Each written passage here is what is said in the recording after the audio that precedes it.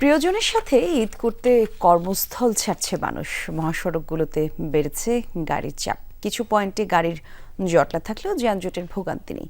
স্বস্তিতেই বাড়ি ফিরছে মানুষ।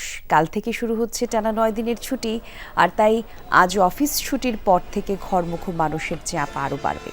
ঢাকা টাঙ্গাইল মহাসড়কের চন্দ্রা এবং কালিয়াকৈর বাজারের পয়েন্টে যাত্রী তোলার কারণে যানবাহন কিছুটা জটলা তৈরি হচ্ছে। ঢাকা সিলেট, ঢাকা ময়মনসিংহ মহাসড়কেও নেই যানজটের ভোগান্তি। ঈদযাত্রায় ঢাকা চট্টগ্রাম, ঢাকা মাওয়া মহাসড়কেও বেড়েছে গাড়ির চাপ। কিছু কিছু জায়গায় সড়কের উপর বাস থামিয়ে যাত্রী তোলায় যানবাহনের জটলা দেখা দিচ্ছে। তবে যান চলাচল স্বাভাবিক রাখতে কাজ করছে পুলিশ। এদিকে বরাবরের মতোই এবার ঈদযাত্রায় বাসে বাড়তি ভাড়া নেওয়ার অভিযোগ করেছে ঘরমুখো মানুষ।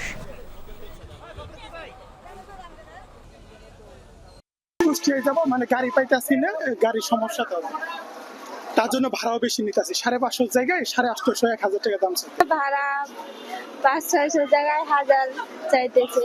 কাউন্টার বন্ধ, এখানে যে গাড়ি যাচ্ছে সেই গাড়ি ভাড়া বেশি যাচ্ছে, তাই জন্য আমাদের অসুবিধা হচ্ছে। যদি কাউন্টার খোলা থাকতো তাহলে আমরা সুবিধা মতো বাড়িতে পৌঁছাতে পারতাম। এই বিষয়ে আরো কিছু তথ্য জানবো। গাজীপুরের চন্দ্র থেকে যোগ দিচ্ছেন সহকর্মী হুসাইন আলী বাবু।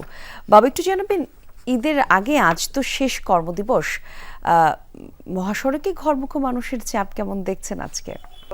প্রথমে যদি বলি, আসলে পরিবার পরিজনদের সাথে ঈদের আনন্দ ভাগাভাগি করতে সে ইচ্ছে করে ছুটছেন এই শহরের মানুষ।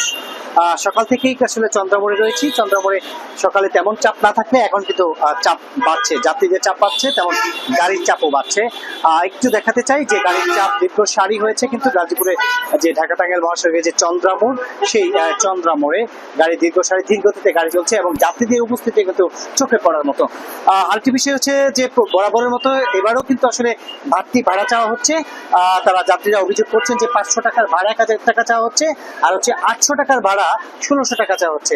তার পাশাপাশি আরেকটি অভিযোগ রয়েছে তাদের, যেটি হচ্ছে যে আসলে এই যে চন্দ্রামোড়ে যে কাউন্টার গুলো রয়েছে সবগুলো কাউন্টার বন্ধ থাকার কারণে যাত্রী আসলে গাড়ি পাচ্ছে না। যারা এই এলাকার যারা বসবাস করেন তারা এইসব কাউন্টার থেকে টিকিট কেটে আসলে তার নিজ গন্তব্যে যান। এই কাউন্টার বন্ধ থাকার কারণে আসলে তারা টিকিট কাটতে পারছে না, তার কারণে তাদের বাড়তি ভাড়া গুনতে হচ্ছে। তারা বলছেন যে আসলে পুলিশ এসে এই কাউন্টার গুলো বন্ধ করে দিয়েছে গতকালকে থেকেই, তার জন্য তারা এই কাউন্টারে এসে দীর্ঘক্ষণ বসে থাকতে হচ্ছে।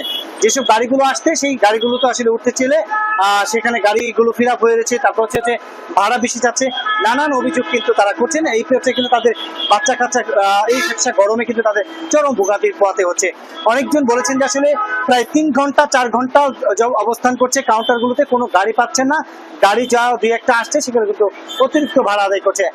এখন কিন্তু গাড়ির দীর্ঘ সারি দেখতেছেন, চন্দ্রা যে ফ্লাইওভার, সেই ফ্লাইওভার পর্যন্ত গাড়ির কিন্তু দীর্ঘ সারি রয়েছে।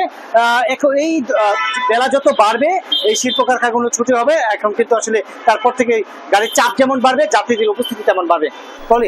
ধন্যবাদ আপনাকে বাবু।